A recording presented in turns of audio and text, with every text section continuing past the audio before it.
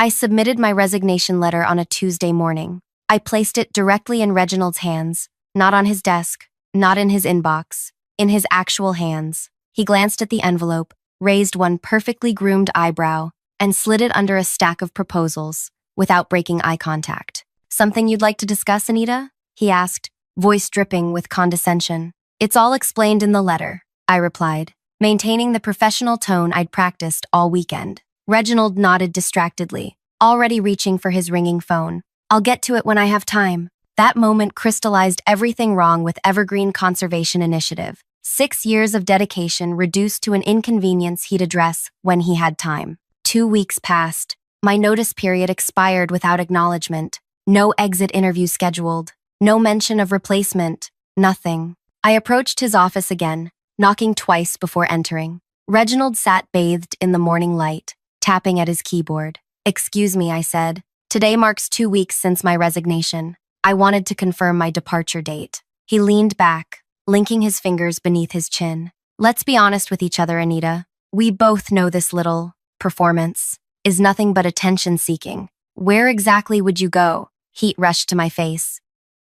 "The Prescott grant needs finalizing by next month. The Riverside project data requires analysis. The Wetlands Initiative is entering phase 2. He waved dismissively. "Return to your desk. We'll pretend this momentary lapse in judgment never happened." That afternoon, I visited Human Resources. Diane, the HR manager, shuffled papers nervously as I explained my situation. "He told us you're just seeking attention," she whispered, unable to meet my eyes. His exact instructions were to ignore her completely. "That's not acceptable," I said, voice steady despite my racing heart. "My resignation is legitimate and requires processing." Diane glanced toward the door. "Look, between us, Reginald holds significant influence with the board. If he's decided not to acknowledge your resignation," she trailed off, but her meaning was clear. That night, I sat in my apartment surrounded by binders of project data I'd accumulated over 6 years. Conservation initiatives I'd designed, grant applications I'd written,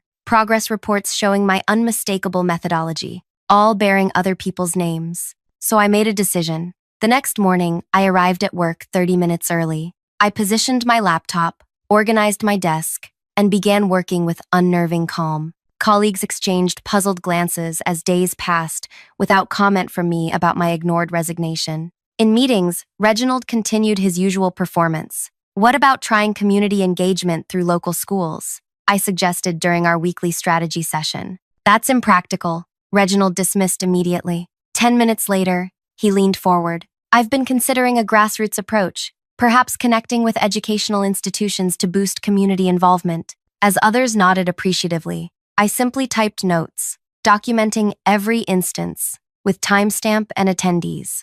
After one donor presentation where my slide deck was presented as his work, Reginald cornered me in the hallway. "This resignation theater stops now," he hissed. "Nobody's irreplaceable, especially not you." For 6 weeks, I performed my duties with precision. No objections, no complaints, just methodical, focused determination. I arrived first, left last, maintained meticulous records of every conversation, every email, every project development. On my self-designated final day, I composed a second email, not just to Reginald but to the entire board of directors and major donors. I hit send, then calmly packed my personal items. 20 minutes later, shouting erupted from the conference room. Reginald burst through the doors, face ashen. "She's being ridiculous," he stammered to the gathering crowd of concerned board members, but his hands visibly trembled as he clutched his phone. If this story resonates with you so far, please tap that like button and subscribe to hear more stories of people standing up for themselves in unexpected ways.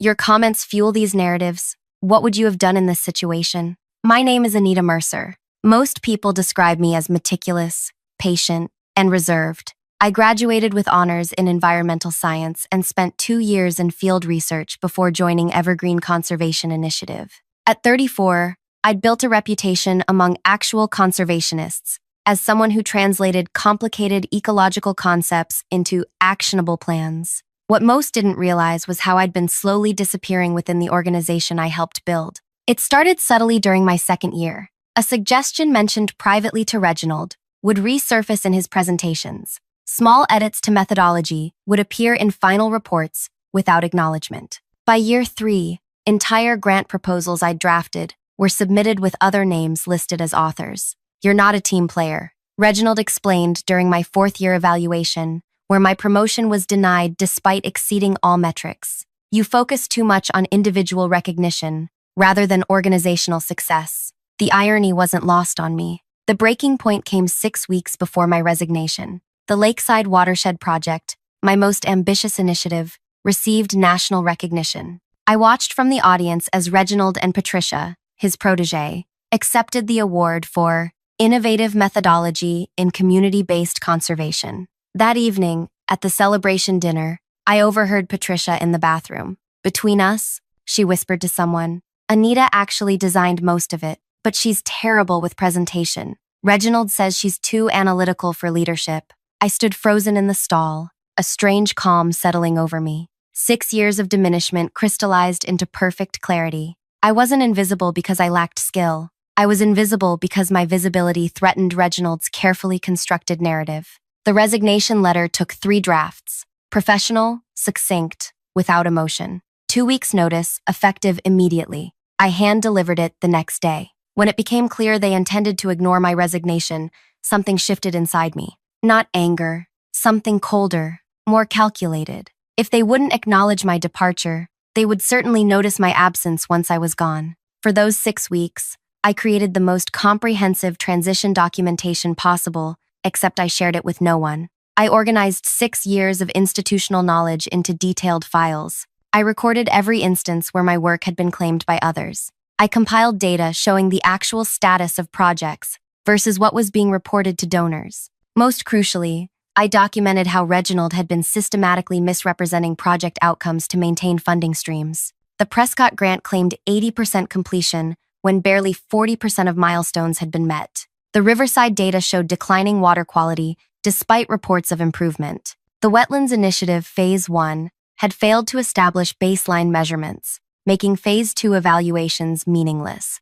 Throughout those weeks, colleagues noticed my changed demeanor. "Are you okay?" Melanie from accounting asked during lunch. "You seem different lately." "I found clarity," I replied simply. 3 weeks in, Reginald called me into his office. "The board is impressed with your recent reports," he said, leaning back in his chair. "Perhaps we should discuss your future here. Maybe that management track you've been wanting." I simply nodded. That would be a conversation worth having. His eyes narrowed slightly at my lack of enthusiasm, but he quickly recovered. "Good. We'll schedule something soon." I knew soon would never come. It was the same carrot he'd dangled for years. That evening, I received a call from Zachary Bennett, director of the Regional Environmental Commission. 3 months earlier, I'd applied for their oversight position, a role specifically focused on grant compliance across 3 states. "We'd like to offer you the position," Zachary said. "Your experience with grant implementation makes you uniquely qualified to oversee compliance." The irony wasn't lost on me.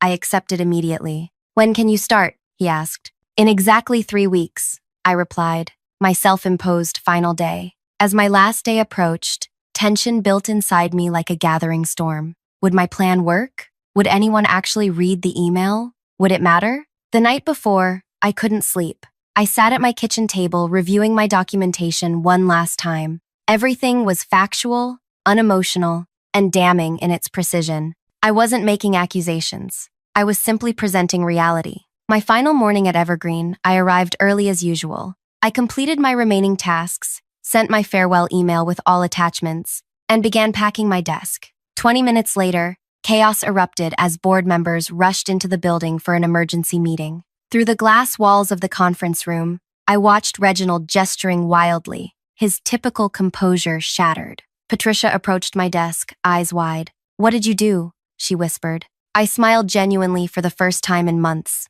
I resigned. Within minutes, Diane from HR appeared at my desk, looking panicked. "The board wants to see you immediately," she said, her voice barely above a whisper. "My resignation was effective today," I replied, placing my company keycard on the desk. "I'm no longer an employee." "Please, Anita," she pleaded. "They're insisting." I nodded and followed her to the conference room where 8 board members sat around the table, faces grim. Reginald stood at the head, his usual confidence replaced by barely controlled panic. Board Chair Eleanor Walsh looked up from her tablet. "Miss Mercer, would you care to explain this?" My email was comprehensive. I replied calmly. It includes all relevant documentation. These are serious allegations, said Trevor, the finance director. They're not allegations, I corrected. They're documented facts. Every spreadsheet, progress report, and timeline comparison comes directly from our own systems. Reginald slammed his hand on the table. This is absurd. She's trying to sabotage us because she wasn't promoted. The lakeside watershed data, Eleanor continued as if he hadn't spoken, shows significantly different outcomes than what was presented at the national conference. Yes, I acknowledged. The presentation claimed 92% improvement in water quality.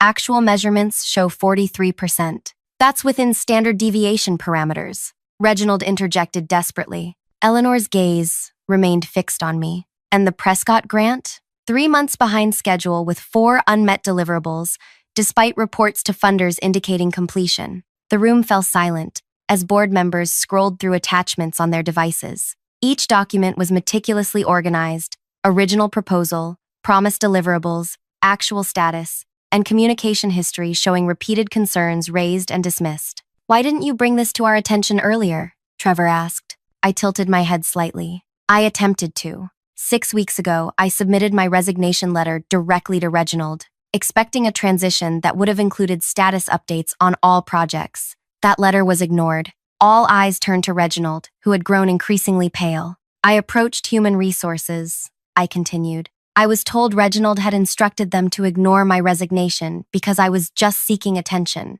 Diane, standing by the door, looked at the floor. So I spent the past 6 weeks creating this documentation to ensure the organization had accurate information about project statuses after my departure. I concluded. This is character assassination, Reginald exploded. She's always been difficult, always thinking she deserves more recognition. Recognition for work I actually did? I asked quietly. Like the lakeside methodology that won the national award? Eleanor exchanged glances with several board members. Miss Mercer, would you step outside for a moment? I nodded and walked out, closing the door behind me. Through the glass, I could see animated discussion, Reginald gesturing wildly, while Eleanor repeatedly pointed at something on her tablet. Colleagues gathered in clusters, whispering and staring. Patricia approached again. Is it true? She asked. About the lakeside project. You know it is, I replied. You were in the bathroom that night when you told someone I designed it. Her face flushed. I didn't think anyone. That's been the problem all along, I said. No one thought I was listening, or watching, or documenting. The conference room door opened, and Eleanor emerged. Miss Mercer, we'd like to discuss the possibility of you remaining with the organization, perhaps in a more senior capacity. I smiled politely. I appreciate the offer, but I've accepted a position elsewhere. Today is still my last day. Her eyebrows rose. May I ask where? The Regional Environmental Commission. I'll be starting as their new oversight director for grant compliance next week. The blood drained from Eleanor's face. The commission controlled millions in environmental funding across 3 states, including every major grant Evergreen depended upon. I see, she said carefully. Perhaps we should discuss how to maintain a positive relationship moving forward. Absolutely, I replied. Compliance and transparency will be my top priorities in the new role. Behind her, I could see Reginald watching through the glass, his expression shifting from anger to dawning horror. By noon, I had cleared my desk. No dramatic confrontations, no tearful goodbyes. A few colleagues stopped by with awkward well wishes, clearly uncertain what was happening. Most avoided eye contact entirely. As I walked to the elevator carrying my small box of personal items, I heard rapid footsteps behind me. You planned this, Reginald hissed, catching up. All of it. No, I replied, pressing the down button. You created this situation. I simply documented it. They'll never believe you over me, he said, but his voice lacked conviction. The elevator doors opened. That's the beauty of documentation, Reginald. It doesn't matter what anyone believes. The numbers speak for themselves. As the doors closed between us, his expression remained seared in my memory. The look of someone who finally understood they weren't the smartest person in the room. The weekend passed in strange serenity. 6 years of emotional investment had transformed into something else. Not detachment exactly, but perspective. Monday morning, I walked into the Regional Environmental Commission's offices for my first day. Zachary Bennett greeted me warmly. Welcome aboard, Anita. The team is excited to have someone with your project experience. My new office was smaller than Reginald's, but had large windows overlooking the river. On my desk sat a nameplate, Anita Mercer, Director of Compliance. We've had some concerns about grant implementation at several organizations, Zachary explained during orientation. Your role will include auditing current projects and establishing stronger accountability frameworks. Any particular organizations flagging concerns? I asked, though I already knew the answer. He hesitated. Several, but Evergreen Conservation Initiative tops the list. Their reporting has been inconsistent lately. I nodded. I'm familiar with their work. That's partly why we hired you. Your insider knowledge will be valuable, though of course, you'll need to recuse yourself from direct evaluations due to conflict of interest. Of course, I agreed, but I can certainly help develop the evaluation criteria. By my third week at the commission, I had established new compliance protocols requiring organizations to provide original data alongside progress reports. All staff concerns now required written acknowledgement within 48 hours. Anonymous reporting channels were strengthened. None of these changes targeted Evergreen specifically. They applied to all grant recipients, but I knew exactly which organization would struggle most with this new transparency. 2 months into my role, rumors circulated about leadership changes at Evergreen. Eleanor called me directly, her tone carefully cordial. I wanted to inform you personally, she said. We're implementing structural changes following an internal review. Reginald has been asked to step down, effective immediately. I see, I replied neutrally. We're committed to addressing the discrepancies in our reporting, she continued. I hope we can count on fair treatment from the Commission during this transition. The Commission evaluates all organizations by the same standards, I assured her. Compliance isn't punitive, it's protective, for the environments we serve and the organizations themselves. After hanging up, I allowed myself a single moment of satisfaction before returning to work. This wasn't about revenge anymore, it was about accountability. 3 months after my departure, Evergreen underwent what their press release called a strategic leadership restructuring. Reginald was gone, 2 board members resigned, Patricia had been demoted. The following week, their latest grant application crossed my desk. I reviewed it carefully before stamping it with the designation All Incomplete Applications Received. Additional verification required. The system I'd created wasn't designed to punish Evergreen. It was designed to protect all stakeholders from people like Reginald. The truth was, I didn't need revenge. I needed change. And now I was positioned to ensure it happened. As I worked late that evening, Zachary stopped by my office. The new compliance frameworks are impressive, he said. Already seeing better reporting from multiple organizations. That's good to hear. He leaned against the doorframe. Some people were concerned you might be too harsh with Evergreen given your history there. I looked up from my computer. My interest isn't in being harsh or lenient. It's in ensuring conservation projects actually deliver what they promise. The environments we're trying to protect don't care about office politics. He nodded approvingly. That's exactly why you were the right choice for this position. After he left, I opened my desk drawer and removed the copy of my original resignation letter, the one Reginald had ignored 6 weeks before finally reading my email. I'd kept it as a reminder. I no longer needed it. I dropped it in the recycling bin and turned back to the application before me, another organization whose projects needed proper evaluation. The work continued, more important than any personal vindication. My phone buzzed with a text from Eleanor. Our revised application is ready for submission. We hope for a fair review. I texted back one word, guaranteed. And it was true. Fair was all I'd ever wanted. Fair recognition, fair treatment, fair evaluation. In the end, the most satisfying revenge wasn't destroying Reginald or Evergreen. It was creating a system where people like him couldn't succeed through manipulation, and people like me couldn't be silenced. 6 months into my role at the commission, I received an unexpected visitor. Melanie from Evergreen's accounting department sat nervously in my waiting area, clutching her purse. I wasn't sure if you'd see me, she said when I invited her into my office. Why wouldn't I asked, gesturing to the chair across from my desk. She glanced at the closed door. Things at Evergreen are not good. In what way? I kept my expression neutral despite my curiosity. After you left, they brought in someone named Gregory to replace Reginald. He's different, very corporate, always talking about streamlining operations and optimizing resource allocation. She lowered her voice. Last week, they laid off 3 project managers. This was unexpected. I thought with the leadership changes, things would improve. That's what we all thought. Melanie twisted the strap of her purse. But it's worse now. Gregory's cutting corners everywhere to make up for funding shortfalls. He says we need to rebuild credibility after the previous administration's mismanagement, but his methods. She trailed off. What about your projects? The ones I documented? That's why I'm here. She pulled a flash drive from her purse and placed it on my desk. They're falsifying data again, but differently. Instead of inflating success, they're manipulating baseline measurements to make future improvements look more significant. I stared at the flash drive. Melanie, you realize giving me this could cost you your job? I know. Her resolve surprised me. But after what you did, standing up to Reginald, some of us started asking questions, looking closer at reports. This isn't what I signed up for. After she left, I examined the files. She was right. The new leadership was employing more sophisticated methods of deception, but the intent was identical: mislead donors about project outcomes. I thought I'd solved the problem by exposing Reginald, but I'd only addressed a symptom. The disease ran deeper. The following week, I received a lunch invitation from Eleanor. We met at a quiet restaurant downtown,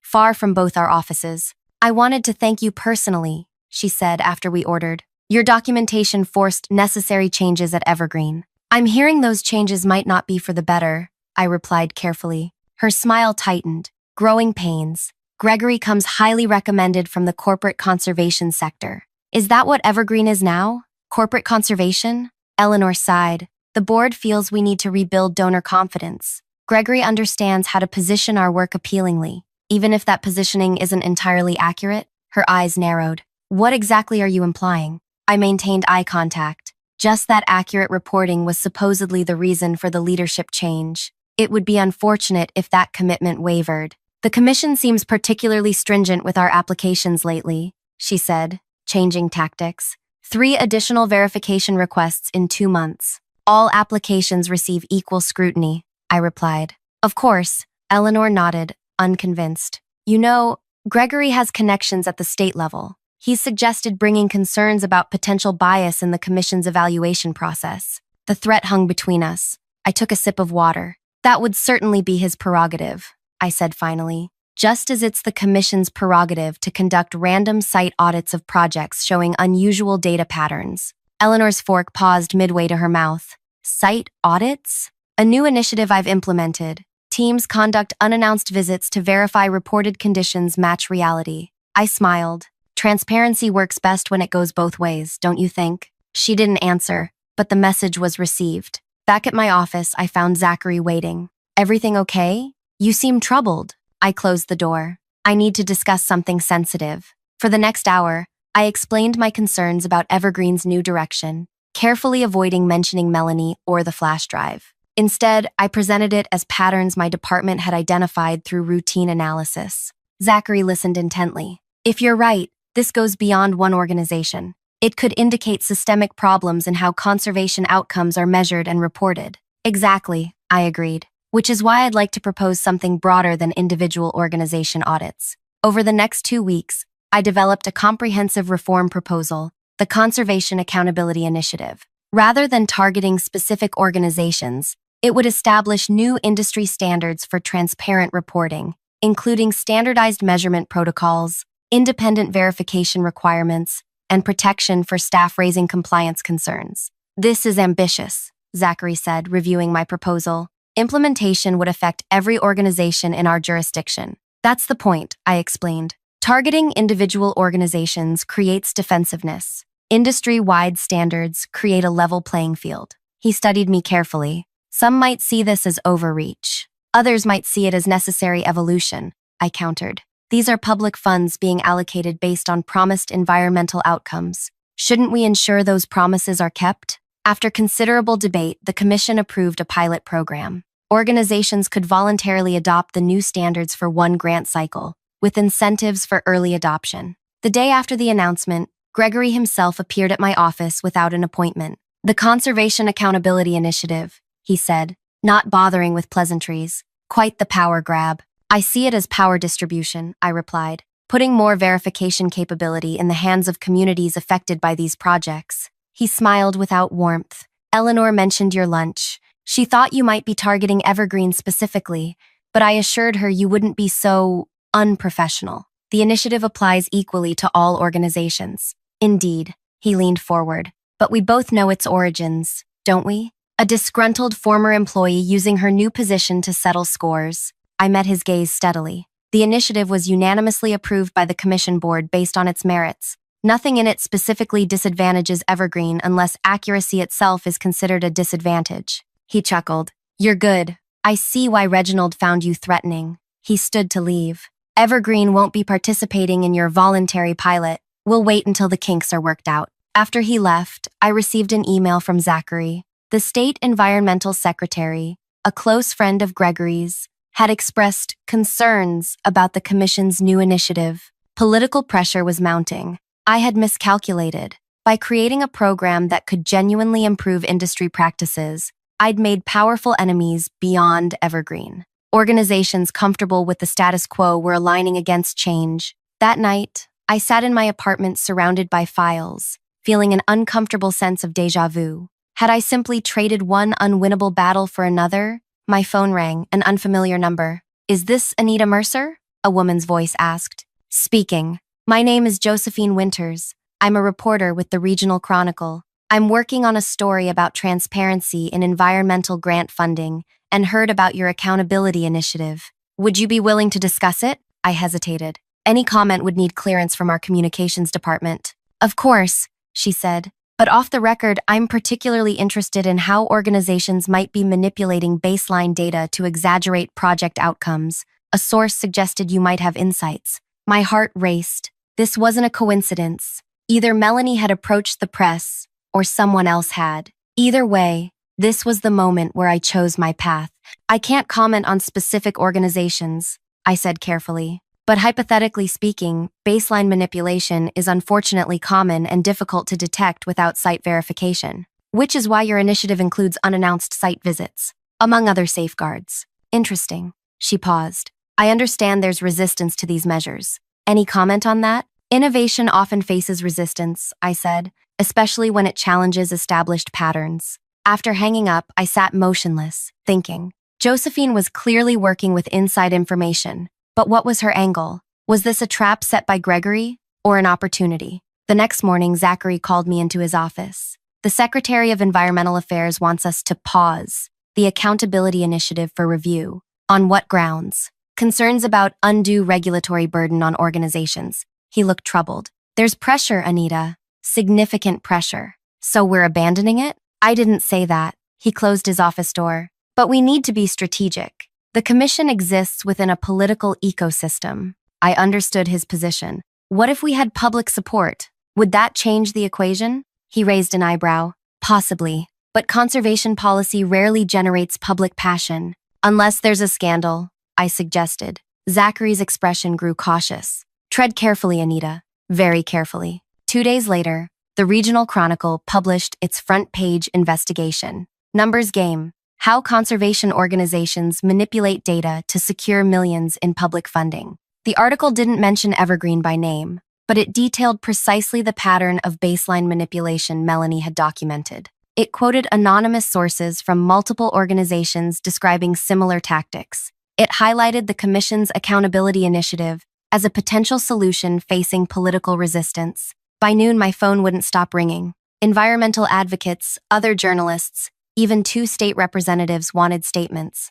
Zachary appeared at my door. The secretary is livid. About the initiative or the practices it would prevent? I asked. Both. He handed me his tablet. On the screen, 3 other regional newspapers had picked up the story. Social media was erupting with outrage about misused environmental funds. The commission needs to respond, I said. This is an opportunity to demonstrate leadership. Zachary studied me. You know something about this article's timing, don't you? I met his gaze steadily. I know that journalism serves an essential function in a democracy. He almost smiled. I've scheduled an emergency board meeting for 3 o'clock. They want you to present the initiative again, with specific responses to the practices described in the article. By week's end, public pressure had transformed the political landscape. Organizations began voluntarily signing up for the accountability initiative, eager to demonstrate their commitment to transparency. The secretary's concerns mysteriously evaporated, and then came the call I'd been both expecting and dreading.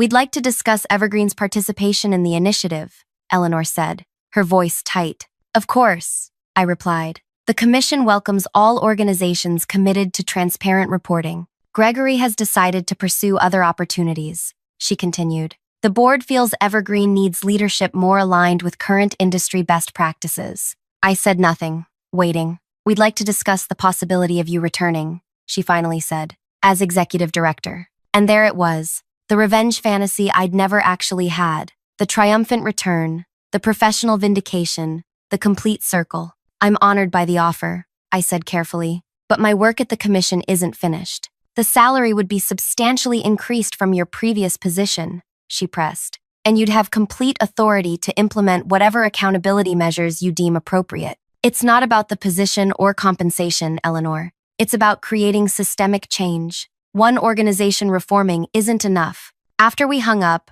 I sat in my office watching the sunset over the river. The accountability initiative was gaining momentum daily. Organizations were adopting new transparency standards. The Commission had approved funding for a dedicated verification team. My revenge wasn't returning to Evergreen as its leader. It wasn't even watching Reginald and Gregory fall from grace. My revenge was changing the system that enabled them in the first place. The following Monday, I received a notification that Evergreen had submitted a new application under interim leadership. Attached was a note, fully compliant with accountability initiative standards. We hope this marks a new beginning. I reviewed the application carefully. The data was conservative but honest. The timeline realistic. The methodology sound. I stamped it, approved for consideration. Some might call it anticlimactic. No dramatic confrontation. No public humiliation for those who wronged me. But I had achieved something far more satisfying. I had made it impossible for the next Anita to be silenced. I had created a system where merit actually mattered. And that was vengeance enough. If this story resonated with you, please hit that like button and subscribe for more narratives about transformation and justice. Have you ever changed a system instead of just fighting within it? Share your experiences in the comments. Your stories inspire these conversations and remind us all that sometimes the most powerful revenge isn't personal destruction, but systematic reform that lifts everyone. Thank you for listening.